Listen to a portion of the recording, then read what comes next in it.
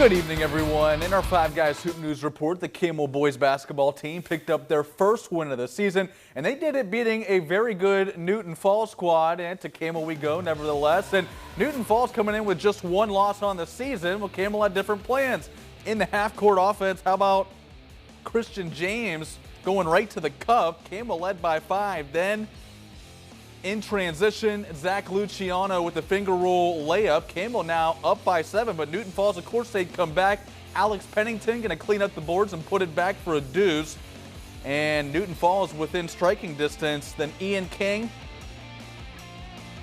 going to let a 3-ball go, and Newton Falls in the lead. Now into the second quarter, Joey Klein, the nifty inbounds pass, and he's going to put it in. And Newton Falls a 1-point lead, but Camel great in transition tonight.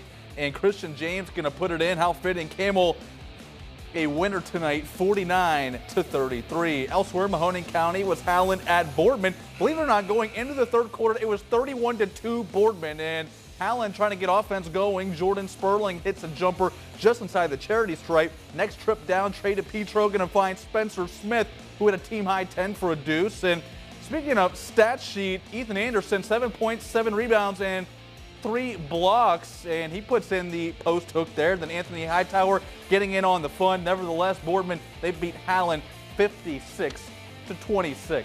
And Detroit edged YSU in the first of a 2-game series. Antoine Davis was unstoppable as he went off for 25 and made some big-time buckets down the stretch. And this one was up at Beagley Center, where Jared Calhoun and company looking to make it 2 straight. And a 6-2 run for Detroit to start the game. Noah Waterman looked good leaving his hand. 3-point ball goes, and Detroit a 9-2 lead. But YSU ensue with a 5-0 run. Shamara 10 Mays from the Lincoln parking deck, and 10-9 YSU. But they kept going. Rim rattler from William Dunn. YSU a 15-14 lead, and then to beat the halftime buzzer, how about Garrett Covington? He had 24 points, but again, none better than Antoine Davis. Check out the dance moves. Put him on a pair of skates and hit a 3.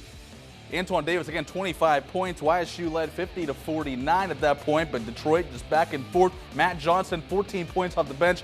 YSU falls by 3, 78-75. You know, it is what it is. You can't get these games back. Sports are a tricky thing. It's possessions. You know, every game in this league usually comes down to a possession or two. And when you lose on Friday, it really stings. But you know, the reality is these are 2-game series, and we've got to, you know, bounce back really, really quick, because Detroit's a very, very good basketball team.